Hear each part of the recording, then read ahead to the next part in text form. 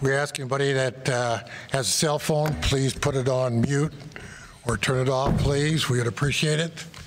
So don't get distracted from what we're doing. And are we on? Yes. Yeah, okay. We're on?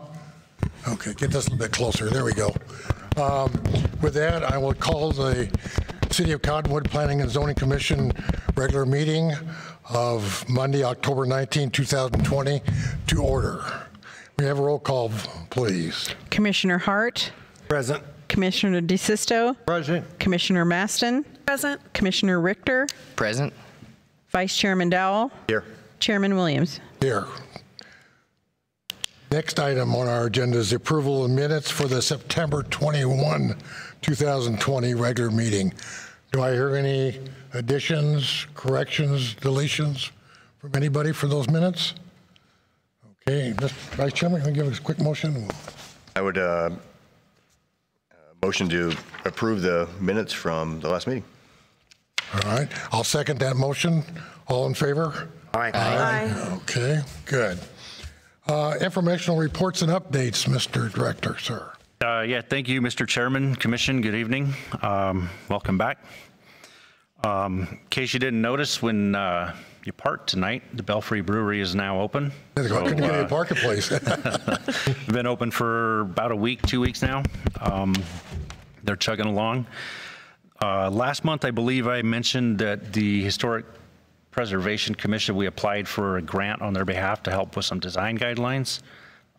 We did get that grant, so that should help us create some design guidelines for the historic district in Cottonwood here. I want to let the commission know that we have a public meeting on Thursday, this coming Thursday at 6 o'clock at the Rec Center for possible annexation of some Forest Service lands in Spring Creek Ranch. That meeting will be, again, at the Rec Center, and because of that and some other upcoming meetings and potential for a large turnout, we're going to maintain meetings over there through December. So the November Planning Zoning Commission meeting will be at the Rec Center. All City Council meetings after tomorrow night will be at the Rec Center, and our Historic Preservation Commission meetings will be at the Rec Center through December. Good. And that's all I have for you, sir. Well, the annex Spring Creek will probably need Mingus Union High School when we do our PAD zoning. Okay, good. We have the call to the public as the next section. Is anybody here who would like to address the commission on any matter not on the agenda? I don't have any sheets, and if anybody's here, not the applicant, who would like, or agent would like to speak on our agenda item, please get a hold of Gary and we can fill out a slip for you, okay? All right, on to new business. First one is CUP 20008, Fojo Brothers Restaurant. Mr. Davis, you have the floor, sir. Thank you, Mr. Chairman, Commissioners. This is the application for a conditional use permit at the site of the old Riot building just down the street here on the north side of Main Street, just east of Willard. Property to the north is C1. Property to the south is CR zone. Property to the northeast is R2. This is the site plan that was in your packet. This shows the three buildings that are on the site. Number one is the Riot building. Number two, oh, there we go. Number two is the current storage building that's retail proposed. And the third one is the old car wash building. These are all proposed to be part of the same site. The proposed main drive will go in this direction, one way in, one way out, and the proposed separate lane for drive-through ordering and pickup would be in this location. And that's the object of the conditional use permit tonight, is just the drive-through operation. The restaurant is a permitted use in C1. C2 allows restaurants with drive-through elements, but C1 does not. So what we've done in the past is for restaurants in C1 that want a drive-through element, we require a conditional use permit, and that gives residents, surrounding residents and surrounding property owners a chance to go through a public hearing. We've not received written comments on this. I did receive a phone message from a resident within 300 feet that was in favor and said it planned to take advantage of the restaurant and patronize it. But that's the only comment that we've received to date. Some pictures. This is the former Riot building. This would be the outdoor dining area. The applicant is here and can describe the operation in more detail, but our understanding is the outdoor dining area would be used for the public.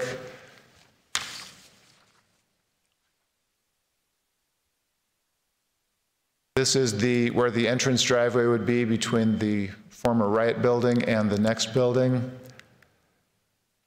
Here's where the exit driveways would come out, and the bay in the middle of the picture there would be where the drive-through operation would be, and a service booth would be just outside the picture behind that building. And again, the applicant can describe the operation of that.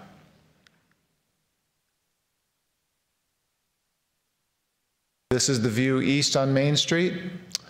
You see some combined residential and commercial buildings on the south side of the street. On the right-hand side, that's in the CR zone. Again, south side of the street, CR zone, mixture of commercial and residential. And looking west, you see the familiar site of the Belfry, which is now open, as well as Bing's and other restaurants, many of which have outdoor seating elements as well.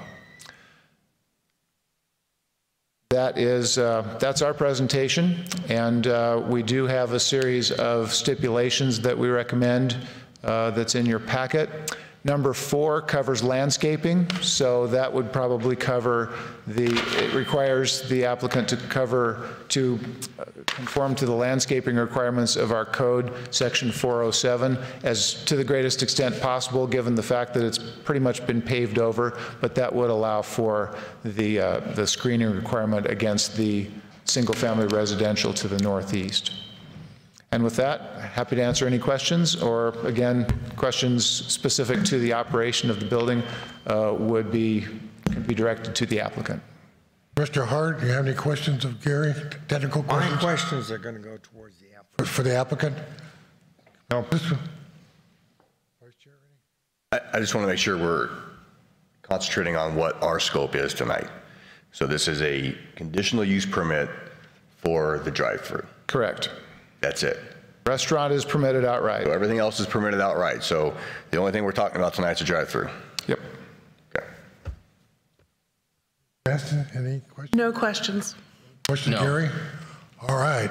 We'll listen to the applicant.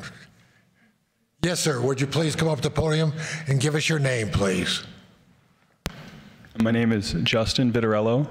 I moved from Washington, D.C. on March 1st. Happened to be right when COVID started. I happened to bring all my universe across the country. We landed here on March 14th in Clarkdale at 12 Tuesday-Goot, and I have a lot of vehicles, as you can see, and I thought that's where I was going to start something, and there is still something in the works down there. We're going to try to do a farm down there, but I'm grateful for everything you guys have done here in Cottonwood, everything you've done to bring this to be such a vibrant place. I truly am. I told this to Jet in inheriting such a wonderful restaurant that she had put so much great loving energy. The Colvins before that, I work with Marvin Colvin using his father's welding truck as our menu. So I'm truly grateful for everything you guys have done, and I hope to add to the vibrancy and everything you guys have built here. You know, just like I said, I came here at a time where I was just moving all my stuff across the country and had a vision of doing something down in Clarkdale, but there was no power and didn't know what was happening with the world. And I had already talked to Tom Pender in the end of last year, as well as Jet, about their properties. I had sat in front of the planning, not the planning committee, but all the different departments, Rick with fire, Paul, everyone, in November about doing something specifically at the riot. But the main concern always was there's not enough parking here. And so we realized that having both properties would satisfy the big need for parking. And that was one element. And the other element was, how does the world change once COVID is around? And so I live in Jerome at times and down here as well, and with my group who's doing this, and there was a lot of people who were talking about not being comfortable getting out, going to restaurants. And so I just kind of got creative with everything that I had and pieced together something that is what we hope is a new restaurant model. It includes no indoor dining. So at the riot in the building on the left there, people will come in, they'll be masked once they enter, and distance outside, and they'll get their food and go, like a pager system, get your food to go, eat outside. And then the drive-through is something that I happened to have 3 food trucks, and I said, you know what, there's a nice wide lane, it's a nice runway up to the drive-through that's ample for cars to come through, and why don't we give this a shot? And people, you know, I noticed more and more just driving around, the drive-throughs were really packed. People were very interested to get healthy food. We're doing all vegetarian Indian food, so we think this complements very well with everything from the barbecue to the pizza to Maynard's pasta. I think we're a great fit. And so, yeah, my responsibility within the group, other than leading it, is to be very concerned about the drive-through, very cautious. You know, just, okay, these cars are coming in. I was a quarterback in high school, so I like to see the field. I like to see where things are moving, so you can trust that I'm going to make sure that this is moved, it's running very smoothly. And so the process is going to be, when you come around the blue line, right, or the 4th arrow of the blue line, right around there's a truck that we've already have a menu on that we're working with Wild Tonic. That's our beverage partner. We're working with Holly in Wild Tonic, so it's purely curry and kombucha. You would look at that menu.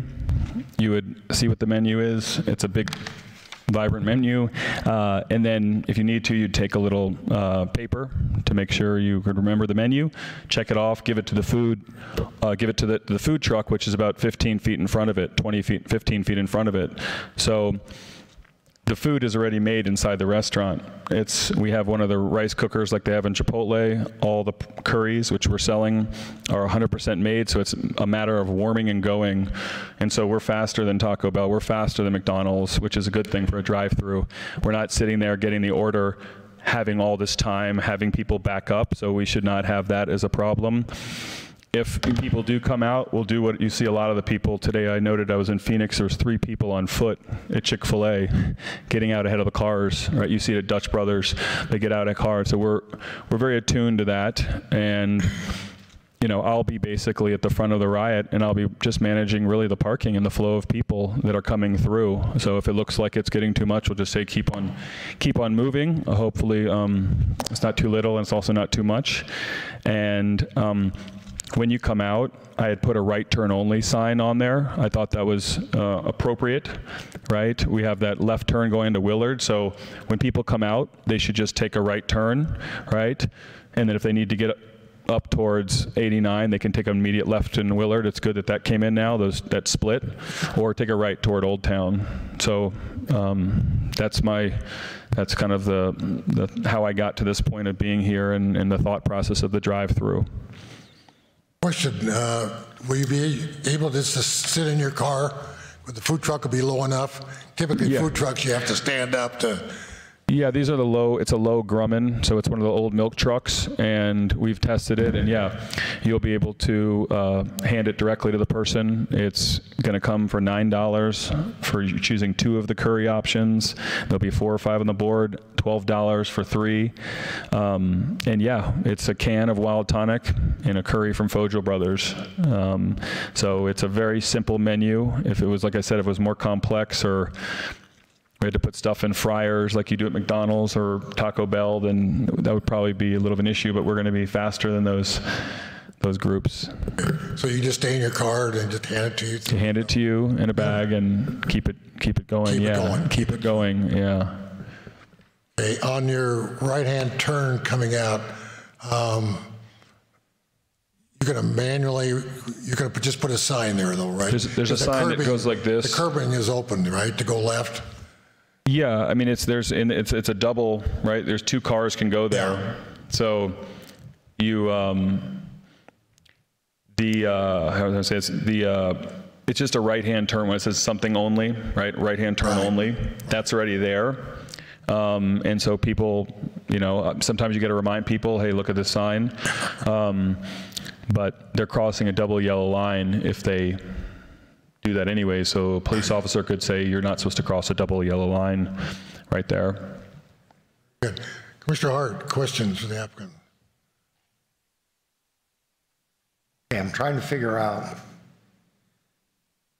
exactly one item where it says the menu food box, and it looks like there's something that says 104, and the next item down, that's the food truck. Yeah, so actually I realize it's the red one as it goes around is the drive-through. The blue is the exit. So when you do that big loop, right behind that food truck that's in kind of the middle of the screen, right above it, there's like a tree, and then on the other side of that is the menu box. So yeah, there's an old welding truck that you'll pull up to. You'll see a simple menu. You'll take out a piece of paper and just write your name on it and circle what you want because it's a simple menu, and hand it to the food truck, and they'll make it within 30 seconds. Okay. The next thing I'm concerned about, you've got 2 lanes of traffic coming onto one driveway. It's wide, and that makes sense, and we can put up. I'm just thinking about 2 people, and one guy decides to go left, and the other one decides to go right. Well, You got 2 people next to each other. it's right turn only. It's all right turn only? It's all right turn only. Oh, okay. So both those groups are going to have to veer right.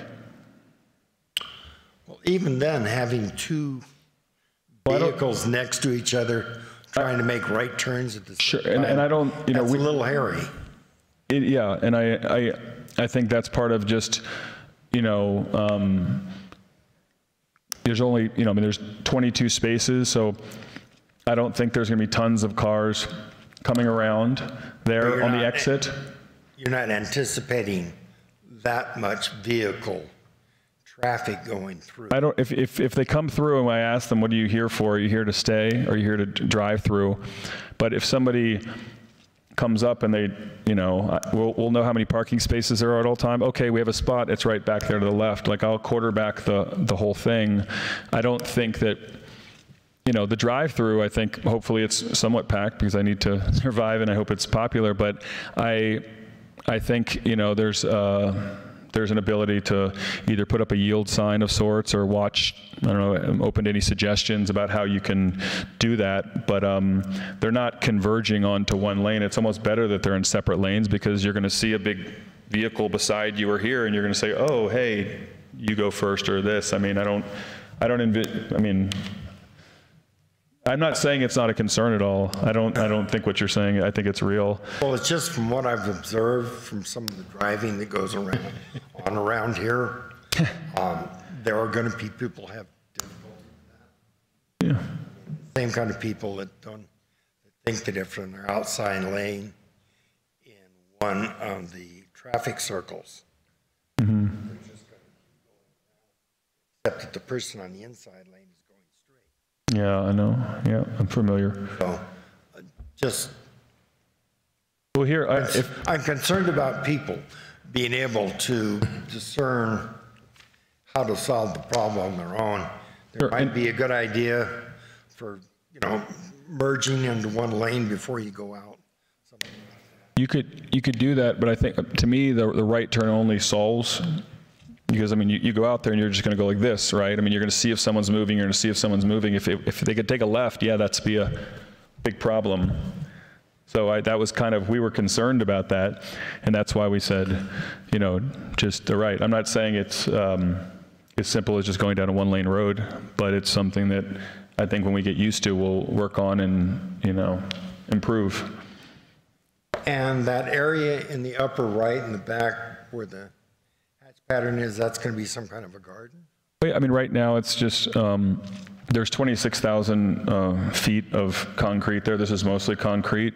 And in the back, it's going to be some sort of a garden. I mean, we don't necessarily know how well we're going to be able to garden with the rocks and the sand, but it's not going to be used for anything functional of sorts. It's, at this point, we're not going to, I don't have the money to concrete it and all that stuff. And we're not sure, if we can grow a garden in the spring and people can eat outdoors, and maybe we'll do something like that, but. All right, okay. Thank you. Yep, you're welcome. Richard Sissel. Yes, I'd like to segue off of Robert. First, you mentioned there's going to be 4 food trucks, is that correct? No, there's 4 options from the truck. I said I have 3 food trucks, and one of them is a takeout truck for people just to take the food and walk around, come to the right and sit down. Another one's a drive-through, and the third is in Prescott now, and in the future, that may be one to go out to events. I've talked to Debbie Garrison about promoting Old Town Cottonwood, putting a logo on the side of it of sorts. So if we go to places like the Grand Canyon and other places, we can promote this place. So it's going to be a mobile truck, but that's in the works for the spring. What are the 40-foot buses? What are those? Those are antique buses of mine that are just part of the theme. When you put a red car in front of the Bing's Burger, it's just a theme. Okay. It's a hobby. I'm a collector. Okay. Yeah. With the process, let's say there's 3 food trucks, and you drive around to a particular food truck, and somebody in the back of the line also wants to get to that food truck, but there are cars in front of them. So is this going to create backup traffic trying to get to a particular food truck? So both food trucks, there's 2 food trucks on the site. There's only 2. The other one we may in the spring go out, like I said, to go to events that are connected to what we want to do to promote Old Town, all this stuff to bring people back here. One food truck is just for takeout to go up to in person, and there's no access of cars to that area. That's back in the area where the buses are. Okay. The second food truck is the drive-through. They both serve exactly the same food. They're just 2 distributions, so that one's for cars, one's for people. I got you. That's good. So one's a walk-up. One's a walk-up, exactly. Okay. And where is that specifically going to be? Okay. Yes.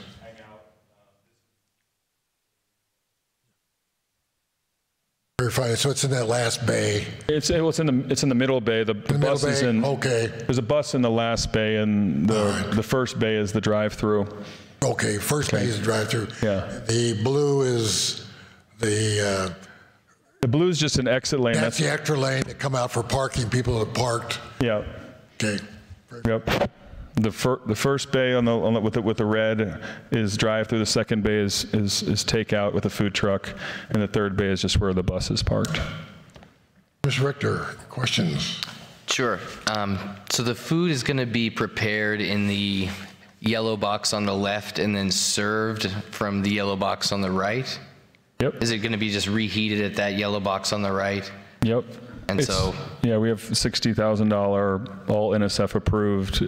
Robert Mumpers checked them out. They're, we have the same rice cookers you see at Chipotle. Yeah. We're just making rice, warm and curry. Yeah.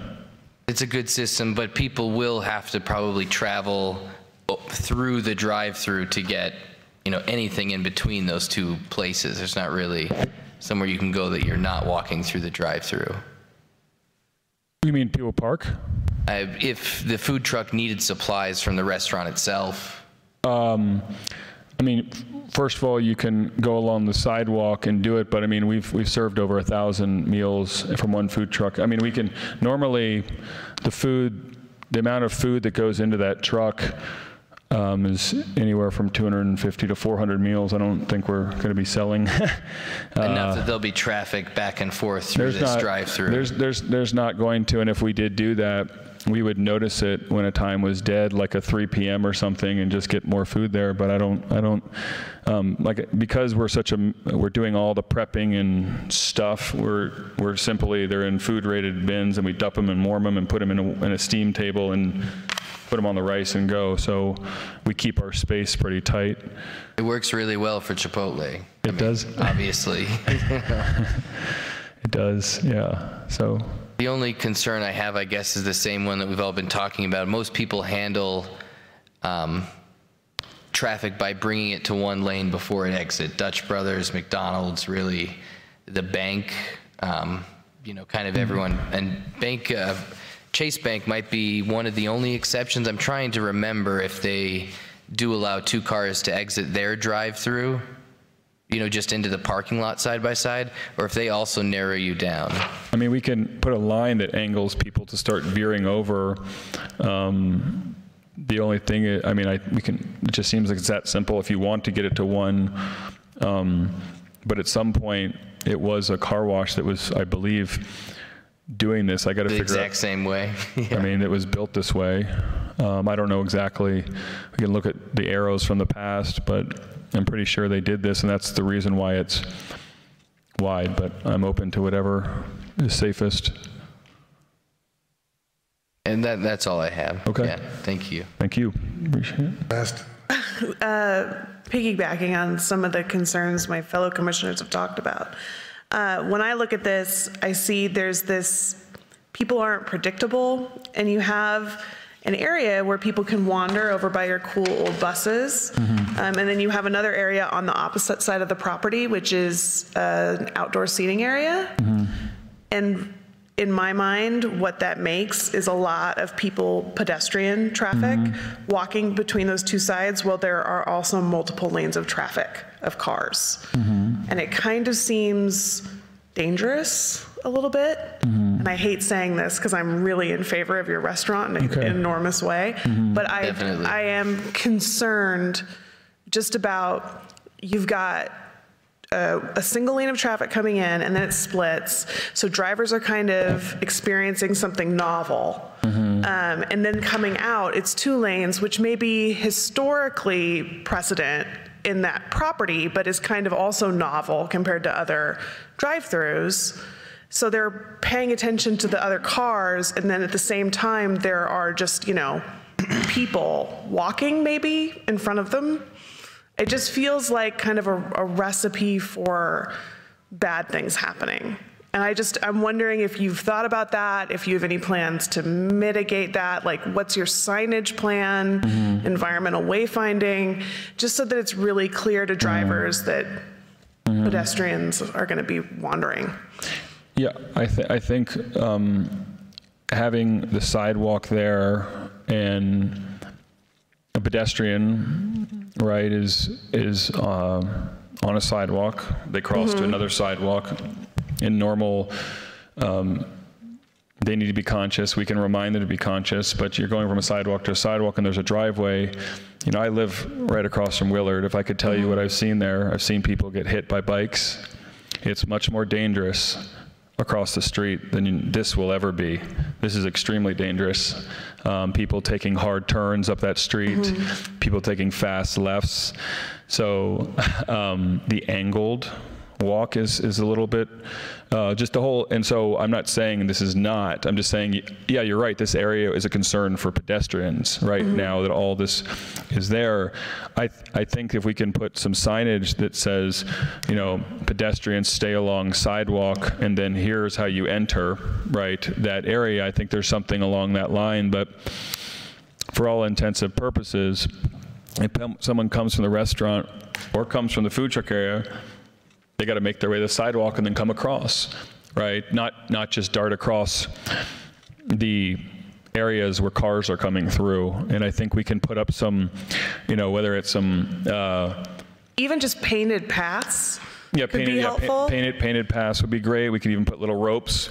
But yeah, the painted paths would be through the part on the right would be good, and some signs just say look both ways, be cautious. I mean, those are all.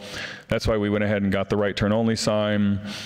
We have a bunch of one-way signs. We got the fire lane signs that we did ahead of anything, just to realize that we're trying to drive through in an area. So I totally hear what you say, and I'm looking for ideas to complete this and make it safe. But the best, I'm really going to be out front of this place as the front of the front of house of sorts, and I'm going to be very cautious and aware of these things. I'm not a drinker. I'm not a drug user. All these things. I'm a healthy person in that way. So I can see things in a way that is going to be best for the community. I saved a dog on Clarkdale on the slag pile yesterday that I saw was a stray. But yeah, so we can do that. Just the pedestrians. Okay. Vice Chairman. I'm not sure you're going to mitigate people doing what they want to do. It is what it is. I will say, or I'll suggest that to my other members of the council that we get it done in front of Walmart, right? You've seen the front of Walmart, and we make it through the day with the people in front of Walmart, and that can get very hectic. So if we can make it through the day with Walmart, I think we can probably make this happen, but I would suggest that maybe we put more signage up. Yep. And one of the big things that Walmart has is they don't want people crossing over there by their patio area, right? So they have a fence line up that basically says, hey, there's a fence, makes you go, it kind of directs you to go to where their crosswalk is. Where's the patio? You mean just, they want to cross in front of the door, you're saying? Yeah, there's an area that Near the entry, right? yeah, the garden center? By the garden center there's a big fence. Not a big fence, but there's a channel there that makes people go where they want them to go. So maybe I'd suggest that you do something like that so people are directed towards the area that you feel is the safest part to cross. And I said it only because I'd rather have somebody crossing maybe over towards the food trucks rather than on the roadway, because people are concentrating on driving and pedestrians. And we add those two together, that could be complex. If we move it somewhere where we're driving a little bit slower, maybe put a couple or one speed hump up for one of the lanes, and we kind of slow people down a little bit. Slow is our friend. The slower we are, the more cautious people are going to be.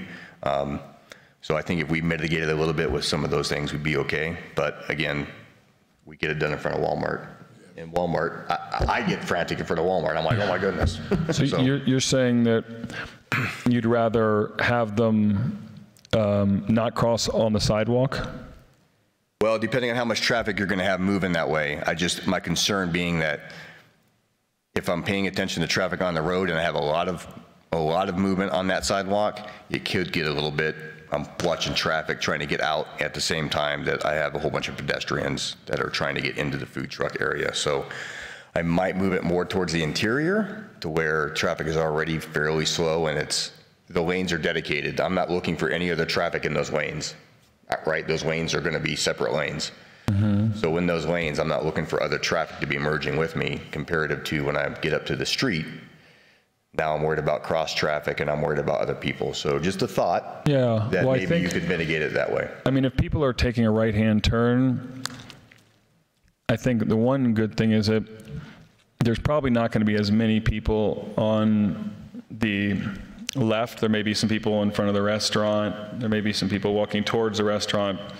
So you're kind of looking left a little bit, and I don't think there's going to be as many people there, which is where you really need to have your visibility as a driver.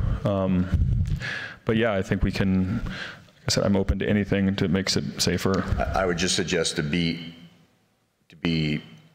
open with it. So if you see something that's not working, be like, okay, we're going to have to adjust this. Well, that's why I'm going to be out front. I'm going to, whether I have to stop people and bring people across, like I have no, that's fine for me to do.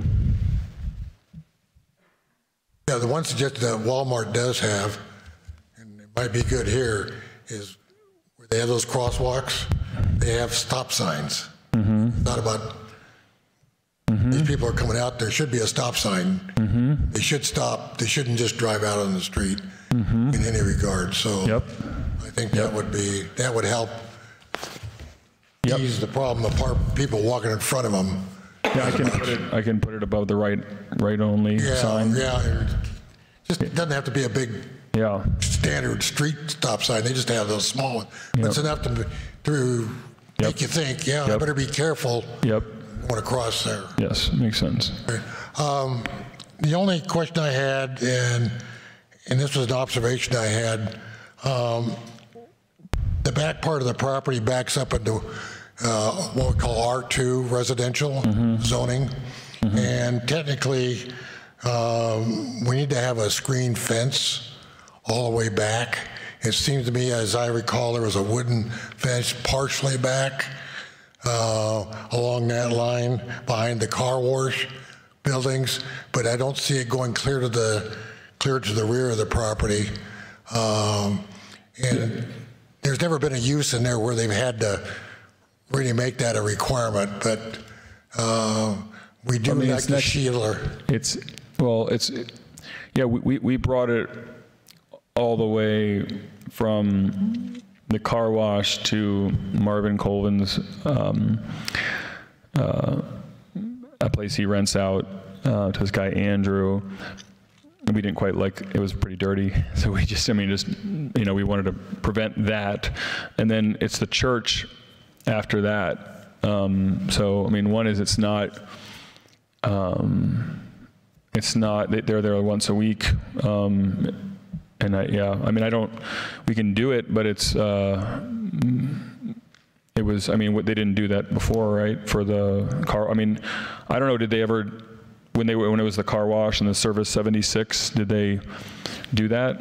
Well, probably not. It probably wasn't even in our zoning coordinates. Okay. Yeah. What we're talking about is just along that east boundary line, because behind the church you have some R2 properties, and we want to shield those from any commercial use that's going on the site, and now you'll have a commercial use with the food truck, and it doesn't have to be anything as long as, I think, 6 feet, Mr. Director? Yeah, we can do that. It's a solid screen. It doesn't have to be real expensive.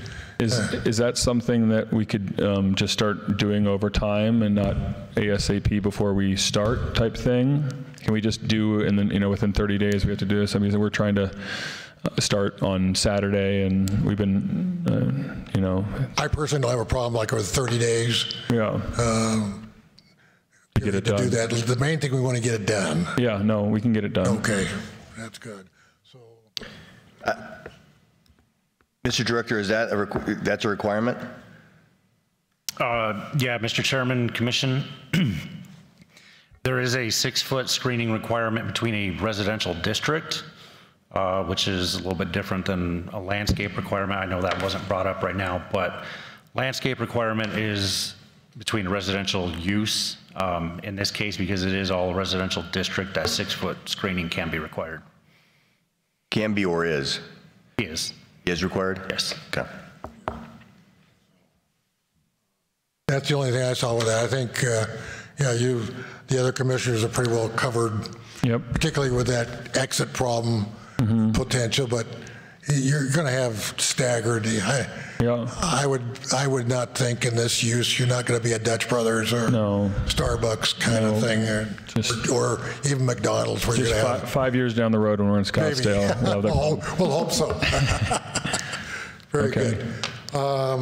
Any other comments, questions of our applicant? Thank you, sir. Thank you guys all for your time. You've been very helpful. Thank you very much. Thank you. Mr. Dockery would like to address us, Commission, on this issue. Yes, sir. I'm Steve Dockery, lived here in Cottonwood for a number of years. I represent the Church of Christ, which is right there in the northeast corner. And that was my request that you brought up, Mr. Chairman, was that there's an old dilapidated chain link fence, and we were requesting that they put up some kind of screen fencing. Doesn't have to be too elaborate, but something that kind of screen that, because we do use that for services 3 or 4 times a week. Not so much right now, but before COVID, we were using it about 5 times a week, but now we've cut that back to 3 times a week. But that's our request, is we do some kind of screen fencing there. I think we'll make that a stipulation, I think. Thank you, sir. Very good, sir. Thank you. Anybody else would like to address the commission?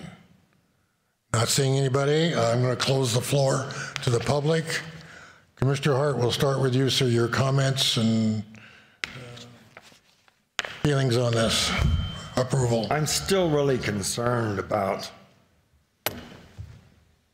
you've got 2 lanes of vehicle traffic, and you've got your outdoor seating area over on the west side, and then you've got a whole bunch of vehicles and stuff which you want the people to look through because they're interesting, and you're going to have pedestrian traffic crossing 3 traffic lanes. And I think that it's something that really needs to be addressed. I don't think it's like a Walmart situation. You've got basically you're just mixing a lot of meandering pedestrian traffic with 3 vehicle lanes. What would you see as a possible solution? Well, as I look at it, I would suggest moving the vehicle lane farther to the east. Just having 1 lane all the way through, and then you can have some of that display area more to the center, so you don't have the people having to go crossing 3 vehicle lanes. That would be one way to solve it. But I think, just as a starting point, I think reducing the vehicle lanes to only have 1. In and you go just 1 in and out, right? Yeah. Well, that doesn't work with the food truck, though, I don't see. Oh, okay. All right. That's what we're. Then I would say the solution to me would be move both lanes to the east, and then bring the other display areas more to the center of the property. Yes, merge into 1.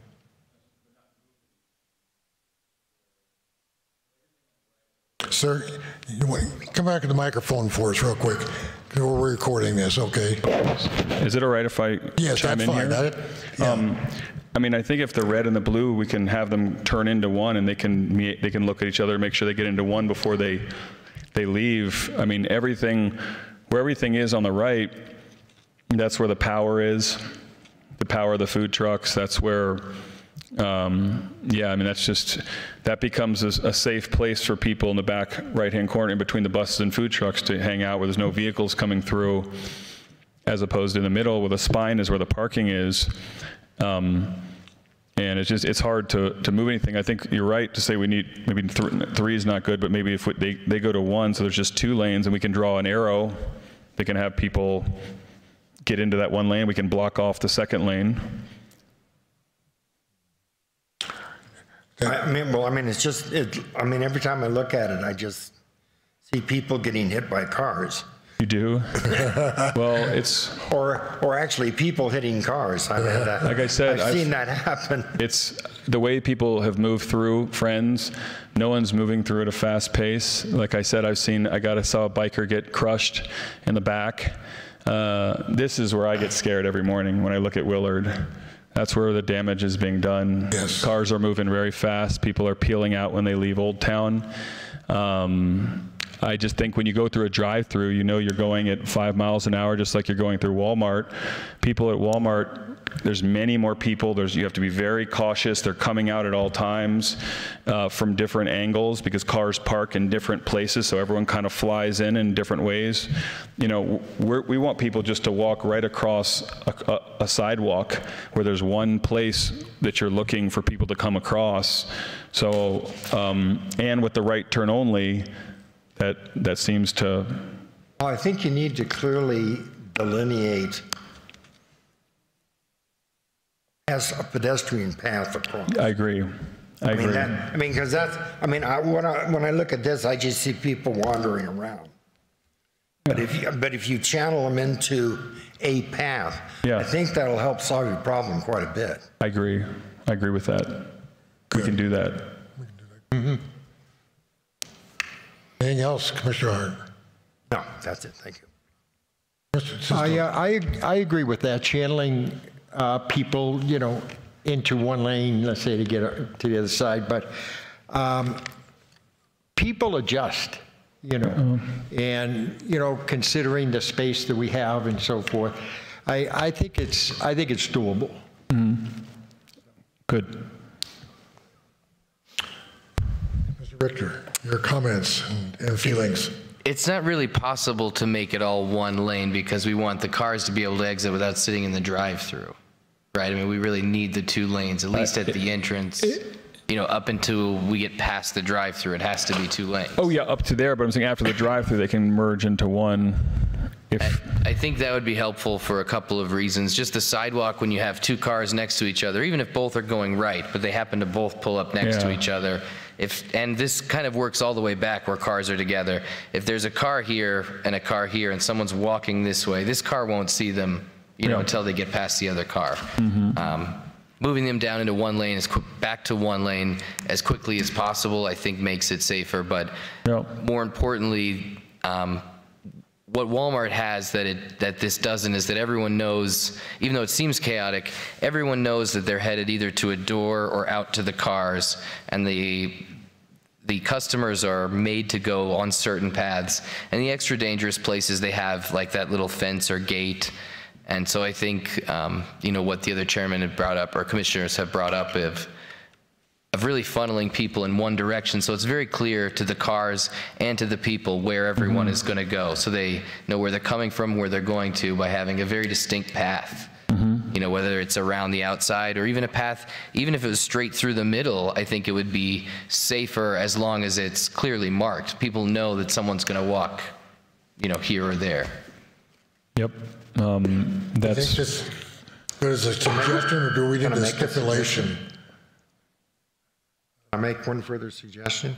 Yeah. Stipulation might be a little change. Part of the way you can delineate it is change it by do a different paving. Do what? Do different paving. Disneyland approach. That's what they do. They change the paving. For the customer walk is a different color or different style material. Yeah, different color. But you can also just do it with paint. Press pattern concrete or something like that. We can paint it. You know, there's already from the car wash before, to the left of the blue, when it loops around in between the retail and the blue lane, the exit, there's a yellow line for people to walk when they park to come straight down. So yeah, we can expand upon this. We've done all the arrows on the ground, but we can expand upon the coloring and educating people on what the flow is, so that all the cars and the people get funneled into one place. I think that makes a lot of sense. I think we all are pretty clear on the challenges. I think your path to solutions is honestly just paint those paths, like literally crosswalks. Yeah. I agree that they should probably be back from the sidewalk, because you don't want people crossing closer to the road where drivers are thinking about speeding up, and then put in a stop sign. And I also think I haven't been in to see what kind of arrows you have for the cars coming in, but I think if you have a very clearly painted split arrow right where that splits, that will help you, and it will help drivers as well. I mean, you'd think it would be obvious. Yeah, we have that. Okay, I haven't been back there yet, but But I honestly think it's just painting clear crosswalks and then having yield signs and a stop sign. And you'll probably solve 90% of it. Okay, thank you. Okay. I'm really excited. I think this is going to be a great project. I'm really to get this property filled in again and operating. I think it's great. In addition to the brewery next door, get these, and again, giving us a different theme of type of restaurant. Yeah. And I know the food trucks, other ones I see in town, seem to be pretty popular, but we don't have anything like this. So I think that's good. Yeah, the main concerns I think we have are the, mixing cars with pedestrians and the exit out but I think you can mitigate that pretty well. Yep. Have you looked at the other stipulations that the staff has put on? We have 9 stipulations. Have you looked over those? I have not. Let me see.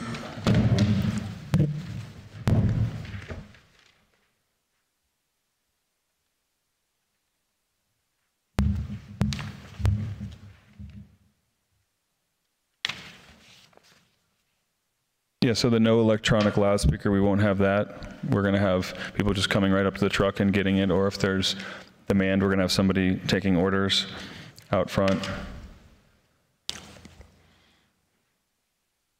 Everything's registered. The project shall be developed in conformance. Yep, we have all the parking spaces required. We have bicycle parking out front. The shared parking and access agreement exists now between the 2 existing owners. I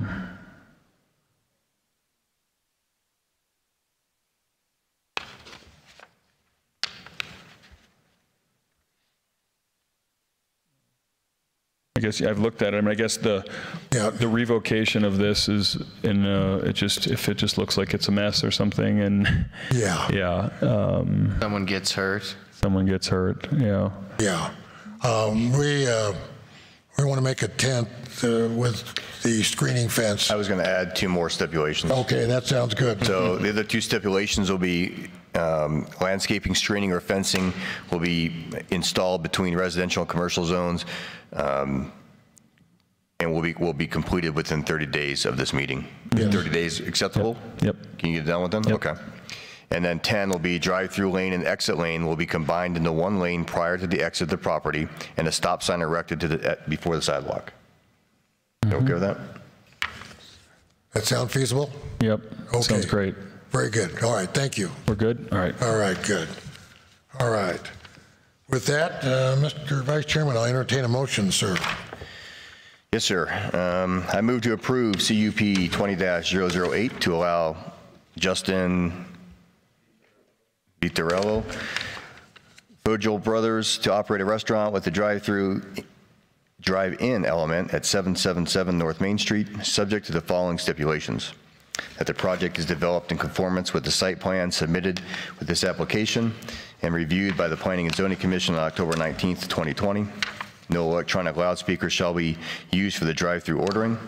Buses and trucks used for servicing shall be currently registered and readily movable. The project shall be developed in conformance with the zoning ordinance section 407, landscaping requirements to the extent possible given pre-existing hardscape. 5, parking for the project, including bicycle parking, shall be provided in conformance with zoning ordinance section 406, parking and loading requirements. Number 6, the project shall comply with code review board requirements dated August 27th, 2020. Number 7, a shared parking and access agreement signed by all owners is required. Number 8, certificate of zoning compliance documenting the completion of conditions shall be issued within 12 months from the date of this approval.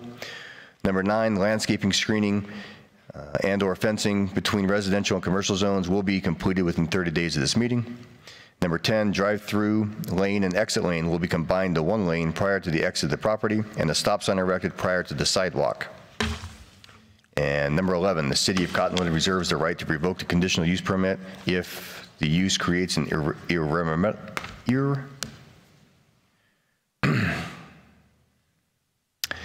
irremediable public safety problems as determined by the city. Do I have a second to the Vice Chairman's motion? Second. Commissioner Hart seconds the motion. Roll call vote, please.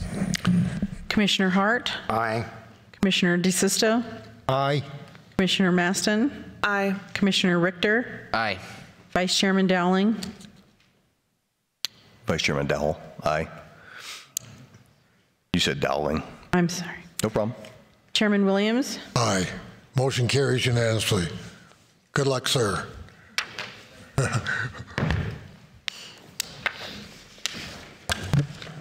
Okay, our next order of business is an amendment to the City of Cottonwood Ordinance Section 308, ZO 20008, regarding medical marijuana facilities and proposed amendment to that current statute ordinance.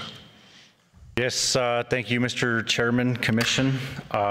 We are presenting a text amendment to Section 308. This is based on a potential passing of Prop 207, Smart and Safe Arizona Act.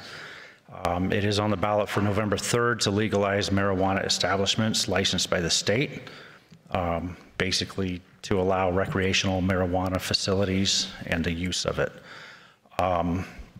What we're looking to do is allow it as a dual license for retail businesses to locate with a medical marijuana dispensary. It was anticipated possibly doing this as an emergency measure tomorrow night at the City Council. We are not going to do that. We still ask the Commission to provide a recommendation. We'll take that to Council tomorrow. They may do a first reading with a possible second reading on Thursday. The reason it needs to happen soon is there's speculation that there could be Prop 207 from 2006 property rights issues. The concern is avoiding that. That's why we're trying to get this done quickly.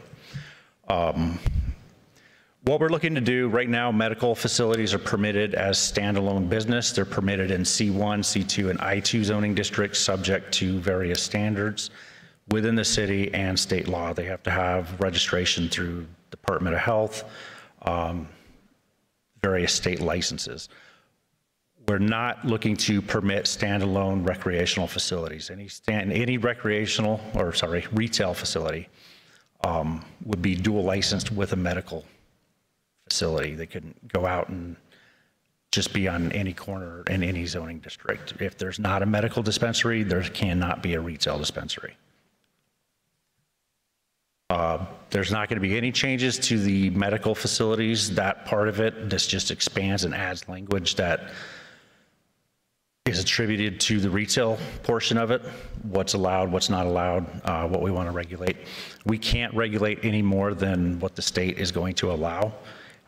Again, this is all based on the possibility that Prop 207 gets passed on November 3rd. It is anticipated that it may pass, so we'll see what happens with that. So there still would be allowed personal use of it. It's not regulating personal use. This is just the retail aspect of it. So, any questions from the Commission? Concerns?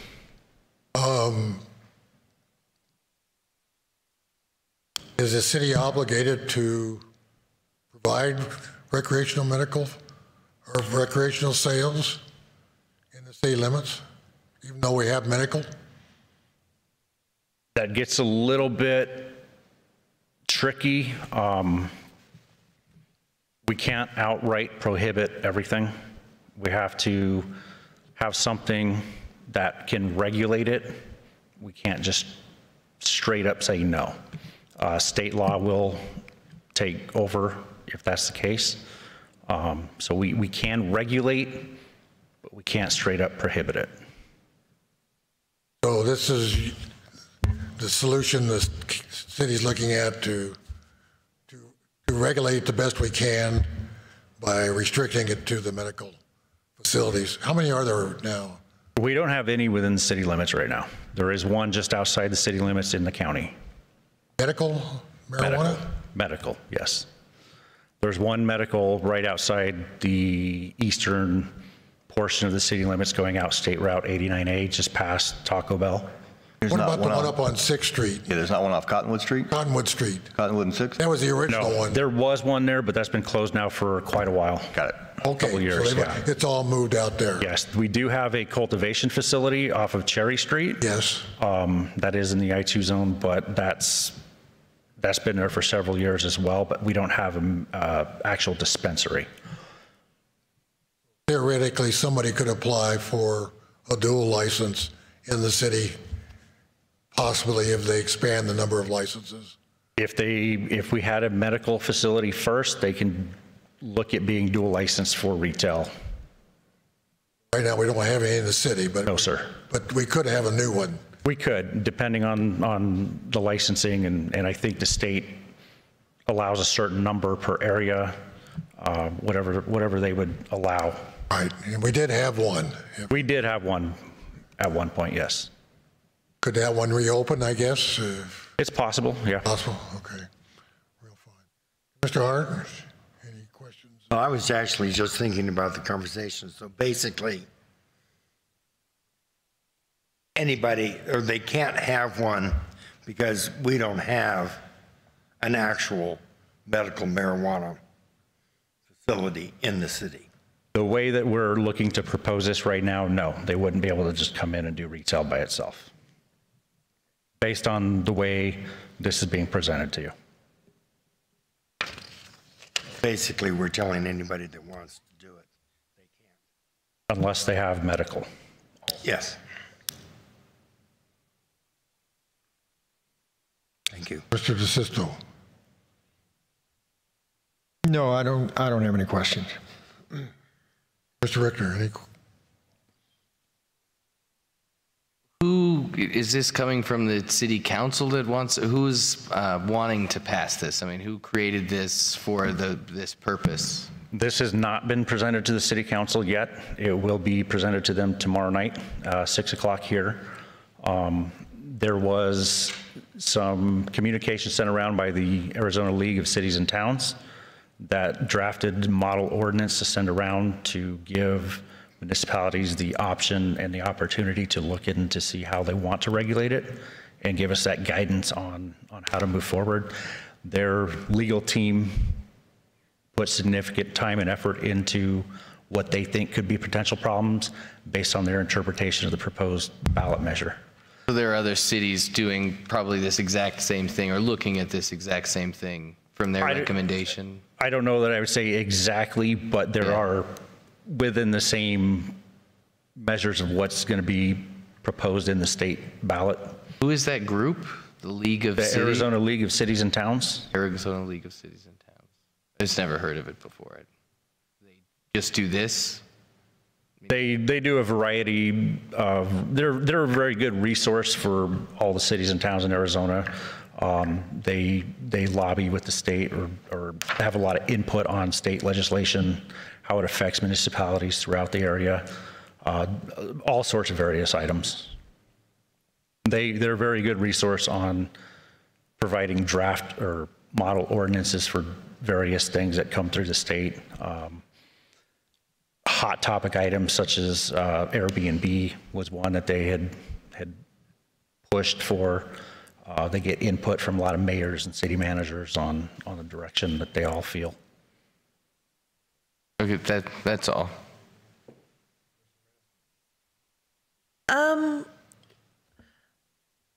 I guess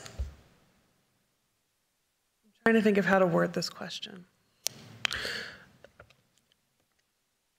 What would be the alternative to this not passing? Like what would be the alternative? Would you go back and write a separate law specifically for retail outlets for recreational marijuana, or what would the city do? I don't know that I could say yet what we would do until we talk to city council. We had the option to bring it tonight to regulate it along with medical, make it that dual license thing. Another option was to allow it on its own accord, not tied to medical.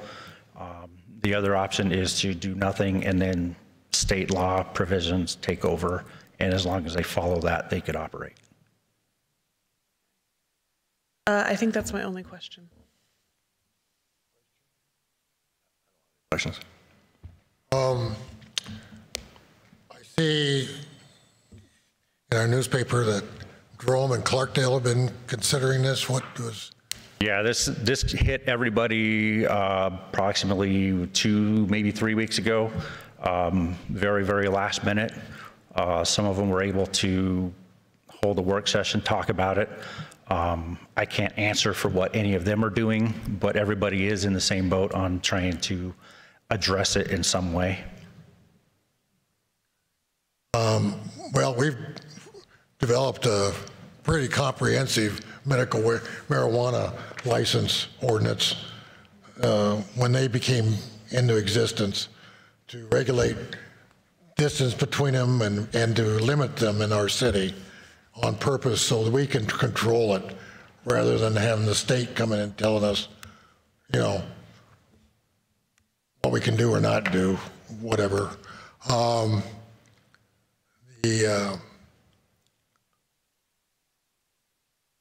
Wish our city councilor was here. City manager, you want to weigh in on this, sir? Put you on the spot. Where's Steve? Thank you, Mr. Chairman. Ron Corbin, city manager. So,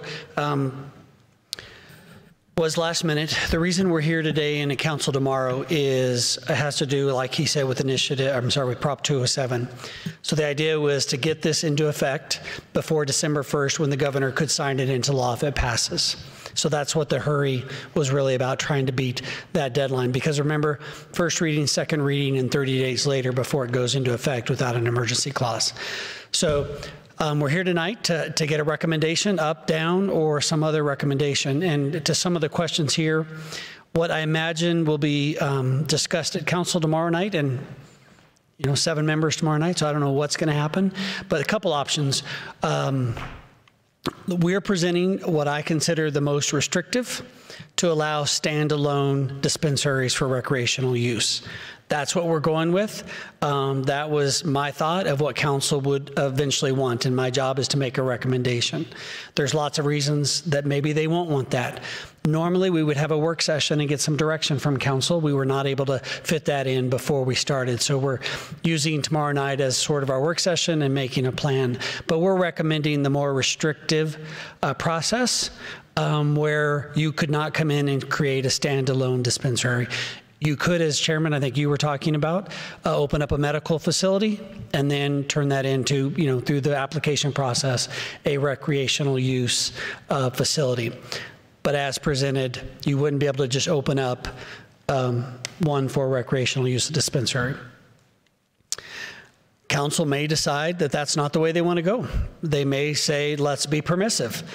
And allow standalone dispensaries for recreational use. They can absolutely do that with clear direction for us tomorrow night. There's reasons for doing that. One is I believe that any nearby medical facility dispensary will rather easily convert to recreational use dispensary. So right outside of our local boundaries, there will probably be one open before long. That will happen. The other is we can't stop it 100% if this passes because, again, you get your medical permit and then you can get your recreational use dispensary permit. So I think there's going to be a little bit of a debate tomorrow night. If you listened or read the paper in Jerome and Clarkdale, they had lots of debates, spent several hours debating this. Now, the difference is they did not have a medical marijuana ordinance. They followed state, which I think someone talked about, the state rules. So they had a lot more work to do. We've actually, if we follow the medical marijuana guidelines for location and placement and permits and all of that, then it's a pretty straightforward process. If council or this board recommends and council adopts a permissive system, then we'll have to go back to the drawing board. And my thought was, if council does not lean towards this ordinance as written, then what we're going to do is go back to a work session in November and start over. Because if we're going to be permissive, if we're going to allow standalone dispensaries, then we don't need, the timeline is not important because we're going to allow everything. The timeline, the crunch is only if we are going to reduce, the ability to open up a standalone dispensary. So that's the reason for the hurry. What about the option of saying no, under no circumstances would we allow, the council would vote for no, we could have medical but not recreational. Are we obligated by state law to? Yeah, if this initiative passes, that will not be allowed. Okay, so if we have a medical marijuana, which they could do, it would automatically go to that. City's basically just trying to accommodate the state. Right. So, Mr. Chairman, Commission, we can't prohibit more than we could for medical marijuana.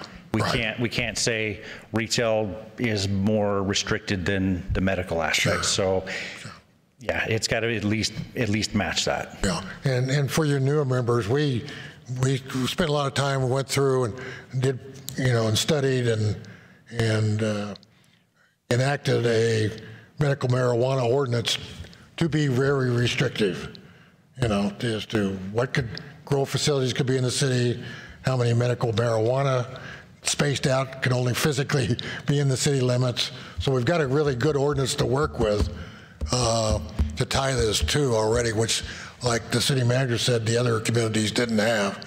So we've done our homework there. We had one in, they've left, but yeah, that's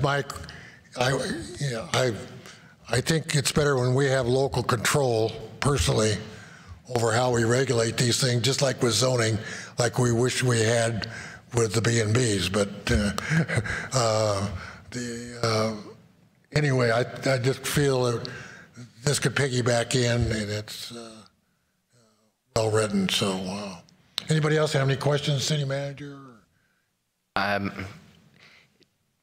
I guess it's probably more for us to discuss. I don't know if it's a question of him. It was more about your the old plan that you have, or I guess the current ordinance.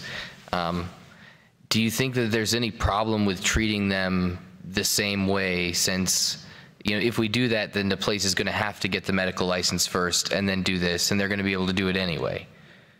And so, does it make sense to zone them the same if they are, their purposes are different? Right. Well, I'm not following you. So, if they to use the guidelines for medical for a place that isn't medical, for a place that's recreational. Right. It's like one's a dentist office and one sells toothbrushes. Mr. Chair, if I can clarify, so we have limited options. We cannot make the rules for recreational marijuana dispensaries any tougher than for the medical dispensaries. So if you wanted to be more restrictive and change the location, or I think the example the director used at one point was, if it was 500 feet from a school, and I don't know what it is, I apologize, for medical, you can't make it 1,000 foot for recreational. So because the way it is written, and Scott, feel free to correct me if I'm wrong, but you don't really have that option. So the most restrictive you could make it would be to follow the medical guidelines. Yes, that makes sense then, just to use it, anyway, what's written, except for the fact that then it doesn't make sense to force someone who wants to open this to become a medical facility first. Is that just an undue burden so that we can use this zoning instead, these restrictions, instead of coming up with new restrictions? Well, they might want to be more permissive. The council might say, we don't want to tie up to them. I think what city staff has done is we can piggyback right into that good ordinance we have as far as the number of facilities allowed, the distance between facilities, the safety distance with schools and that kind of thing. We've got that in place.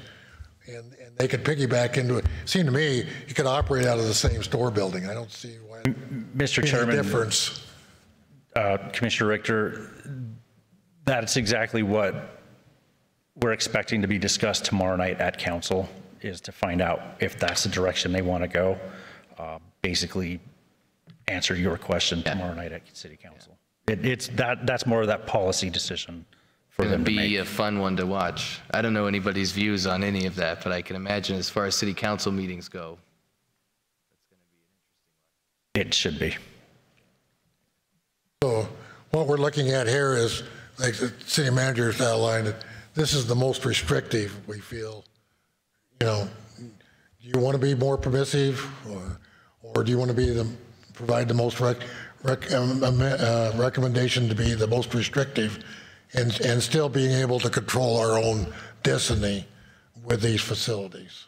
Well, if you're being very restrictive, then we're not controlling the outcome of that restriction, because how many medical marijuana establishments are allowed here? The state dictates how many licenses they'll issue in any area. As far as zoning's concerned, they have to meet certain separation requirements. We don't have a restriction on an exact number. It's just a matter of zoning and separation. So, and our separation was basically, I don't know, definitely you could have one, but you put one in and you'd have to be really careful because the separation was so far apart that you really wouldn't proliferate the city every other block with one.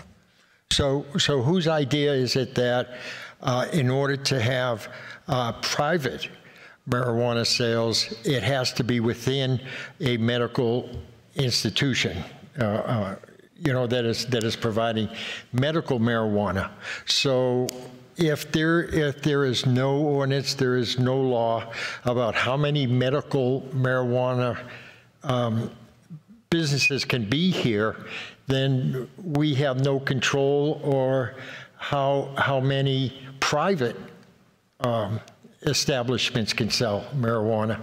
I mean, you see what I'm saying? If they say, well, we can have 50, right, medical marijuana establishments here, well, yeah, then you could theoretically have 50 private. They could be privatized. The state controls those. It's very tightly controlled. You have to have a license, right? Just like you have to have a liquor license or whatever. You have to have a specific license, and they've granted so many of these throughout the state already. Okay. And they, as I read the statute, proposed statute, they could expand on that, but it's up to the state to allow that.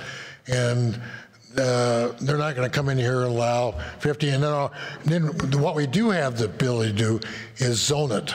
We do have the ability to separate them by zoning. And that's what we've attempted to do with the medical marijuana. And I think there can be very limited number of facilities in our town if they're ever developed.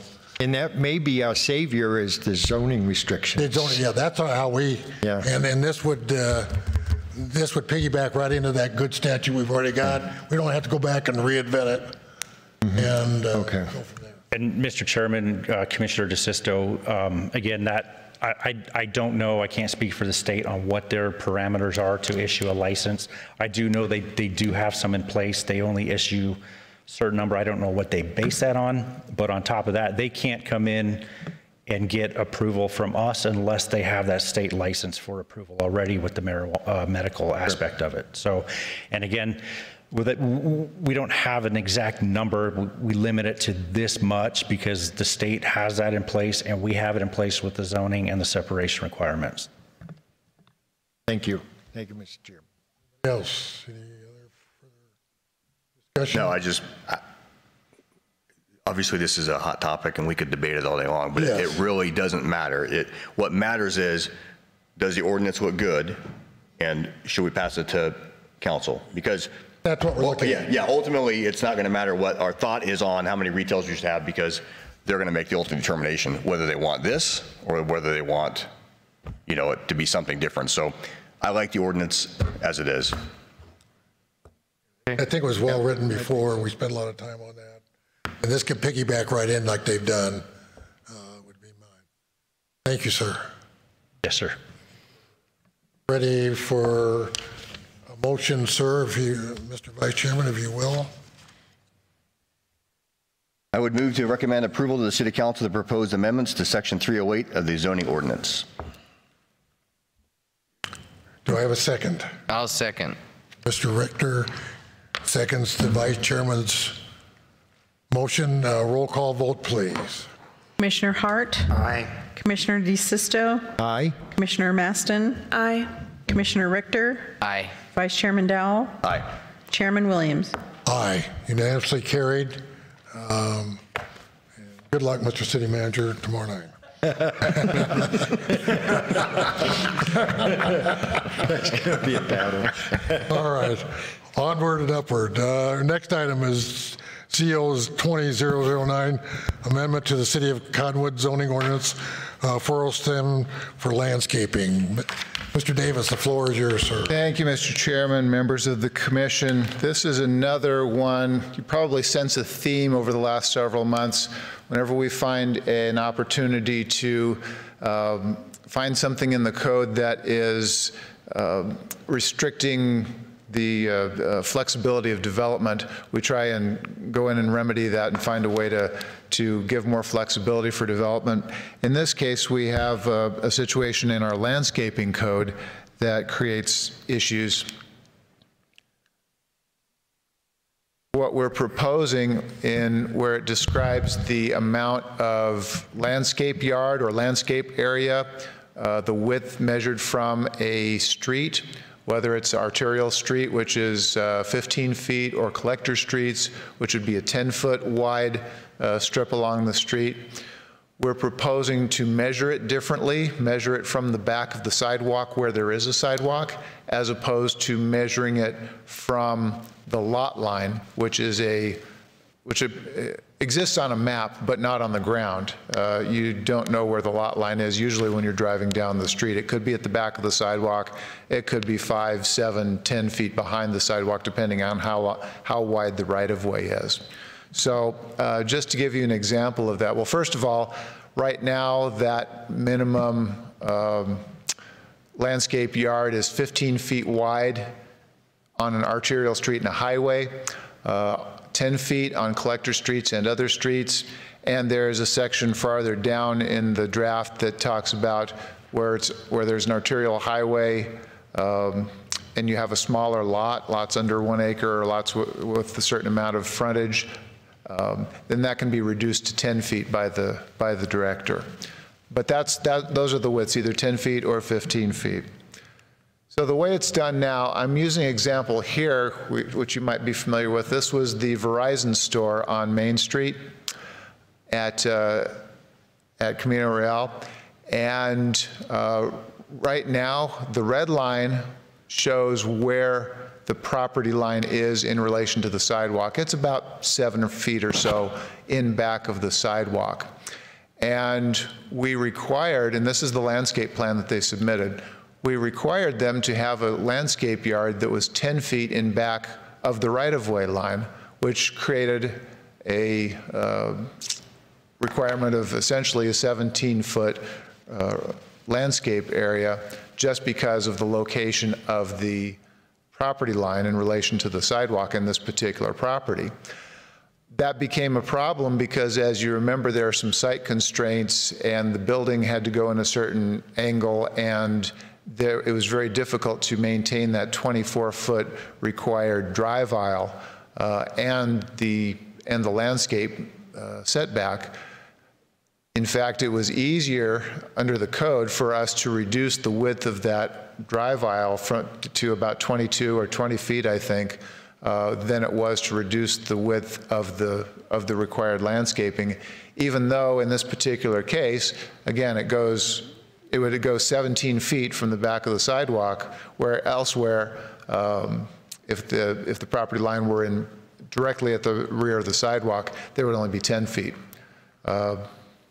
which, if you're a pedestrian or a driver, again, you don't know where the property line is, you don't care where the property line is, you just see a 10-foot strip of landscaping. So we're proposing to make that go from the back of the sidewalk where there is a sidewalk. Where there's not a sidewalk, it would still go to the property line, and that would allow for room for a future sidewalk later on.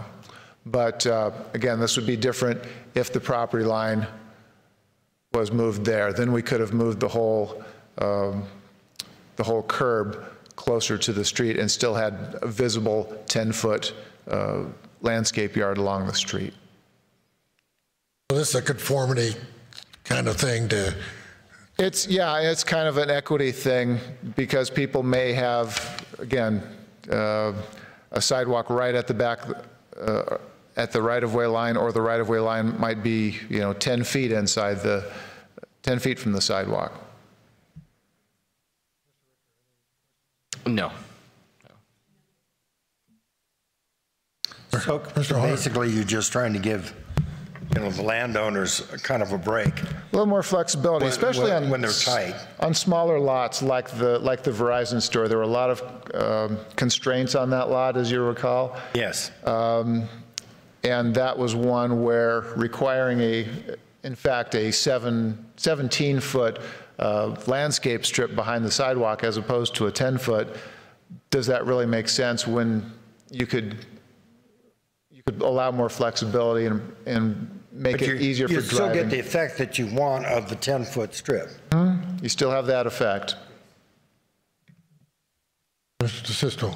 No questions. Gary, no, I think that's good. It's makes a lot of sense to me because we do have those issues, and we really want the 10-foot strip. We don't necessarily need a 17-foot, or that's not when we go to the approvals on that. And it's not necessarily just commercial properties either. There's multifamily properties. Yeah. We've had that come up as well. Good, very good. Mr. Vice Chairman, I'll entertain a motion. I would make a motion to recommend approval to the City Council the proposed amendments to Section 407.E of the zoning ordinance. Do I have a second to that motion? I'll second it. Commissioner DeSisto, second the Vice Chairman's motion. Roll call vote, please. Commissioner Hart? Aye. Commissioner DeSisto? Aye. Commissioner Maston? Aye. Commissioner Richter? Aye. Vice Chairman Dowell? Aye. Chairman Williams? Aye. Motion carries unanimously. All right, on to our last item, ZO 20010, amendment to the City of Cottonwood zoning ordinance 309, hillside development standards. Thank you, Mr. Chairman, Commissioners. This is a code amendment that would clear up what we believe to be an oversight in the development of the Hillside Development Code, Section 309.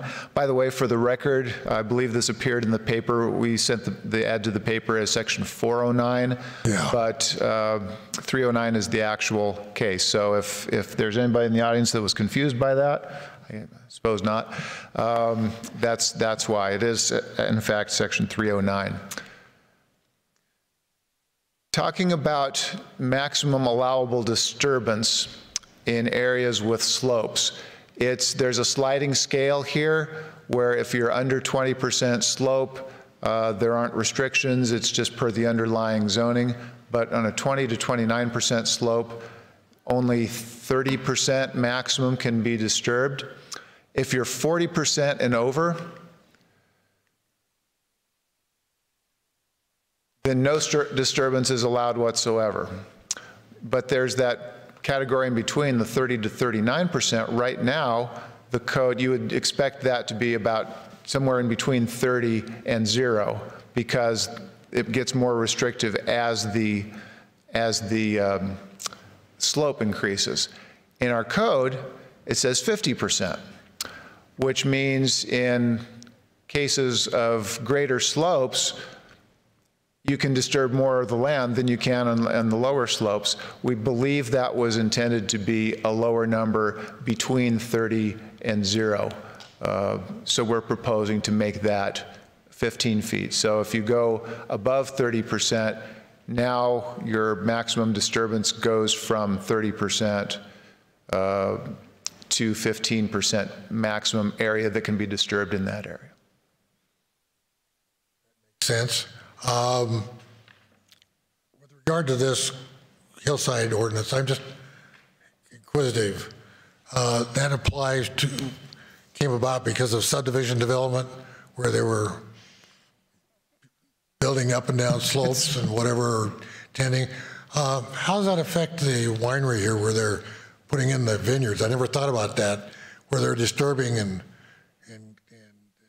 terracing these washes up here across the street is. I'm not sure how that came into play. Does that apply, or is that a? Mr. Chairman, Commission, yeah, that was looked at when they came through, and they're not disturbing it to the extent that this would prohibit them from doing what they're trying to do. Okay. They're keeping the integrity of the slope there. Yeah, they're not putting a building there or anything. Right, it doesn't necessarily mean that you couldn't do what they're doing on it.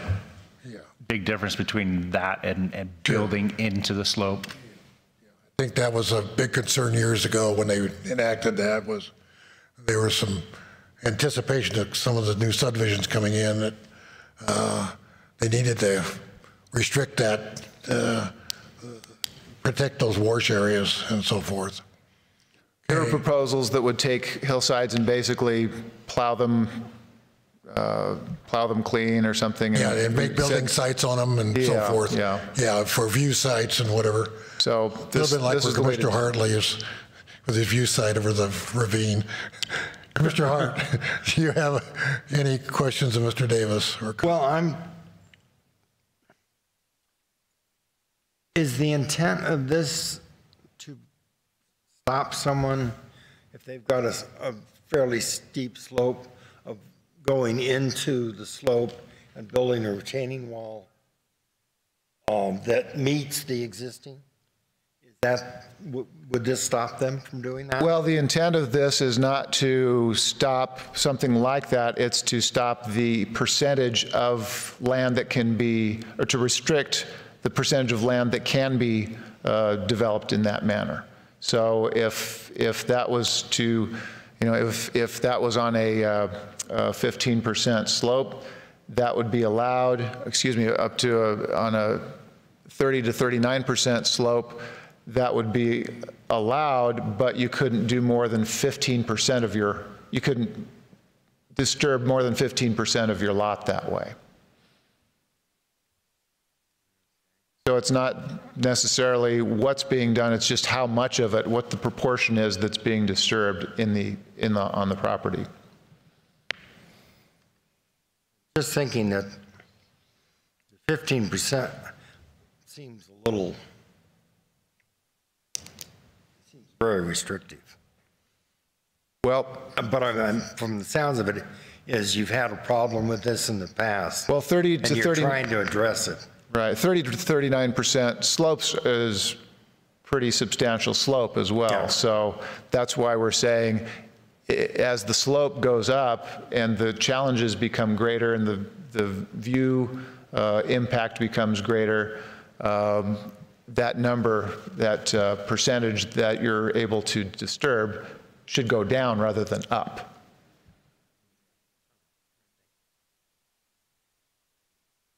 Mr. DeSisto? No, I have no questions.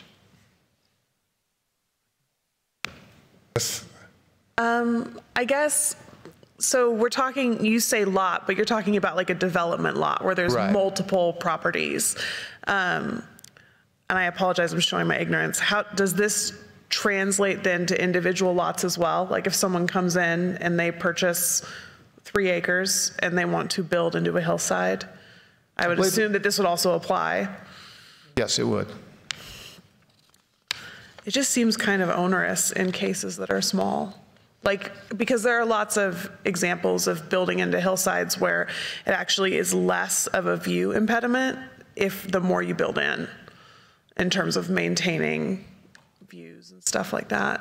I can understand it for bigger developments. The main thing I think they wanted to correct here was there was a very obvious typo mistake. Yeah. Where you're increasing, as you get more slope, it's increasing rather than decreasing. Now, what the amount is, that's what they're proposing. If we think that's too restrictive, we can make it a higher number, as long as it should be less than 30% though. 15 isn't necessarily a magic number here, so if we want to make it 25%, I guess we could, right? Yeah, Mr. Chairman, Commissioner, we did consult with our interim city engineer on this. We have had a lot of conversations on this. We even tried to trace back and figure out what the error was, where it came from. We believe that it actually was inadvertently put in there based on a density number that's also in the ordinance at 50%, and that it was likely going to be 15%. Those numbers just got translated wrong. So after many discussions with staff and our interim city engineer, looking at other places' codes, 15% was a number that seemed most reasonable for what we're looking for. I have another quick question. If somebody wanted to do more than 15%, they would just try to get a conditional use permit, right? No, there's no provision that allows for a conditional use permit. We do. What's that? Could there be? It's something that we could discuss, look into it, see what the provisions are, how that works. Definitely would want consultation with our interim or permanent engineer at that time. There is a waiver aspect to it. If they're not looking for more than 10%, they can get an administrative waiver to it. Again, that they have to show quite a bit of information to make that determination. But right now, that's really all that's in there. All right, Chairman. Yeah, help me understand why this exists, why this ordinance exists at all. Well, as we said before, there were areas where there were hillsides, and Scott probably goes back obviously more than I do on these, but I don't have any specific cases. But if there's an area where there was a hillside that was proposed to be basically flattened and graded out and developed in fairly high density housing, I think there was some concern about that and leaving natural features that are visible from surrounding areas. Yeah, this, Mr. Chairman, Vice Chairman, without this, somebody could basically come in and wipe out a hilltop and fill in washes. This, I do want to clarify, this ordinance is not just for vertical hillsides. It does include also washes, any type of area that is a slope on the. If I'm not mistaken, was it on the Greens subdivision? I think they were coming along and. Mr. Chairman, if I can add. Yes. The history that's been explained to me is it had to do with Mesquite Hills when the Mesquite Hills phases 1 was built and agreed upon. There was very concerns about the phase that we're actually working through right now. And council at the time created this because they did not want that hill flattened. Right. And we did not have anything, and so the engineers at the time came up with this policy. One of the reasons you're only considering this one number before you tonight is it's a glaring error. It is my plan to have Scott bring back a simpler ordinance. You're only looking at a piece of this whole hillside issue that we're having to deal with the Mesquite Hills, the next phase. Very complicated, very mathematically intense.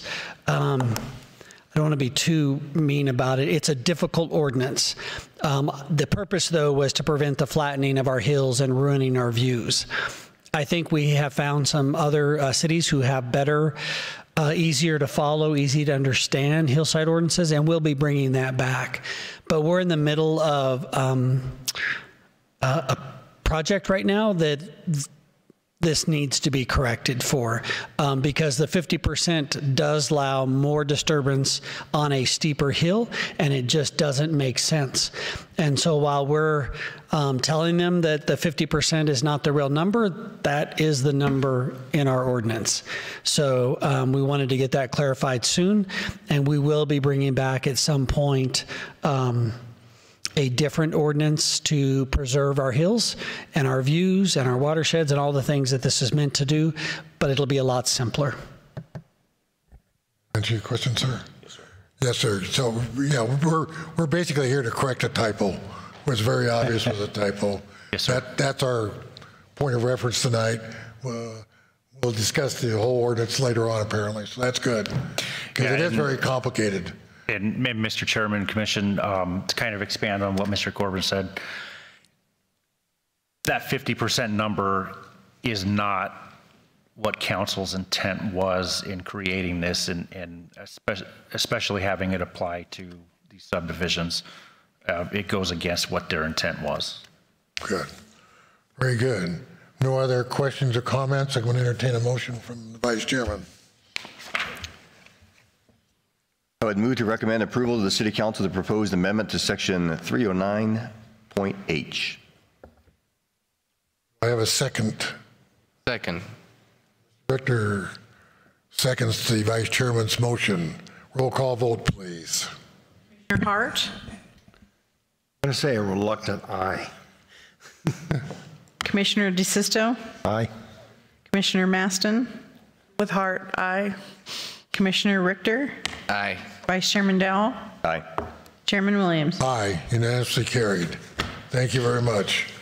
Do we have any discussion items or topic items for future discussion? No, Mr. Chairman. Again, just a reminder what I said at the beginning of the meeting. The November meeting will be at the Rec Center. It will be shown that way in your agenda, and we'll be sure to relay that information once again. Mr. City Manager, sir. Thank you, Mr. Chairman. I just wanted to, this is another public opportunity to make sure you guys knew the city has had some email issues over the last going on 10 days now. The accounts are running. We are now receiving emails and we're able to communicate both internally and externally. But as of this evening, most staff still does not have access to any emails sent prior to Friday morning, I think, or early afternoon. So I just want the public and the commission to know that we're working on it, and in the next day or two, we hope to be fully functional and have access to old emails. So if you've sent one of our staff members an email or otherwise, we're not ignoring you. We will get back to you. We're doing everything we can. Our phones are working. Feel free to call us. We'd be happy to answer those phones.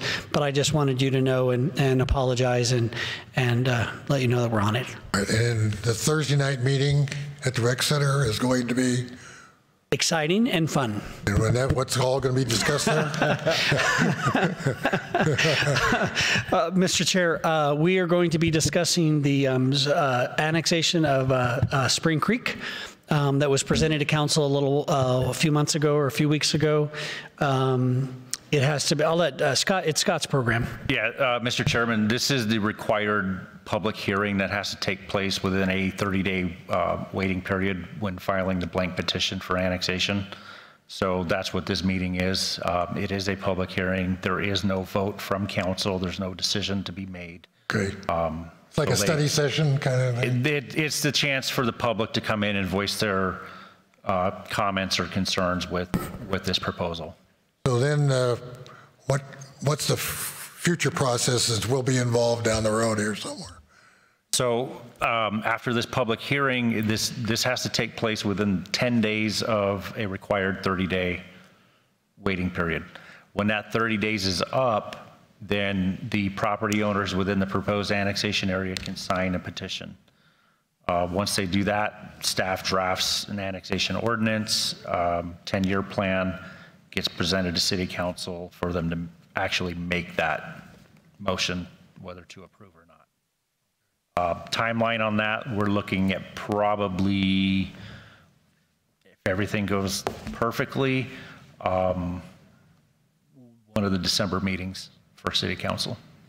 As long as there's no major issues between now and then. And assuming it processes it through. So December would be a final vote kind of thing for? That's what we're anticipating right now. All right. And then at some point after that, I would assume they want to develop the property, they'll present a PAD zoning application. Mr. Chairman, I don't want to go into details on what they would present. They are two completely separate processes. Yeah.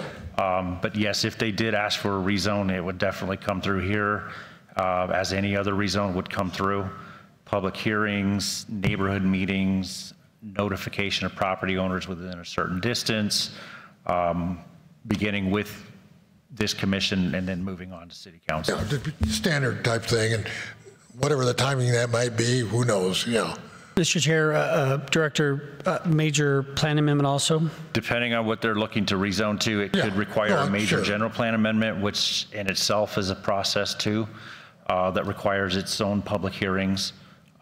There's a lot of moving parts that can be part of any rezone that they ask for. Okay, very good. Just bring that out if anybody's interested in hearing what goes on Thursday. Is there a charge to get in? We can to watch? in. Is there a charge to get in to watch? Am I allowed to ask for alcohol from here? You have to sit through the whole thing. Yeah, no, no charge. It will be, thanks to Ryan and his team, it will be televised on Thursday. We will have 20-something seats for the public. We will ask them to rotate in and out after they've had their chance to speak. There will be a monitor outside, standing room outside. We'll have staff to help people in and out, and we'll be there for as long as you know, to hear people out. Again, our hope is that they focus on the annexation and not the development. This meeting is really about the annexation. Yes. And if anybody has concerns about showing up to the meeting, they're free to email our city clerk any comments or concerns that they may have prior to the meeting. Questions? Anybody? Do you have any input from the owners of the property, how they feel about the annexation? Are they enthusiastic? Mr. Chair, Commissioner, yes, they requested the annexation. Okay, so this is something they're requesting. Okay. Yes, one of the commitments I've made to the community is that we're not doing any forced annexations. These are the property owners, 100% probably of the owners are asking for this annexation. Remember, it's 50, I won't get the math exactly right, 50 plus 1% of value and lots, and this will be probably 100%, minus the National Forest that does not have a vote. They abstain, they don't object or approve of the annexation. And their property value doesn't factor into it either. Anything else? Anybody else? Meeting adjourned. Thank you, everybody. Stay safe and well.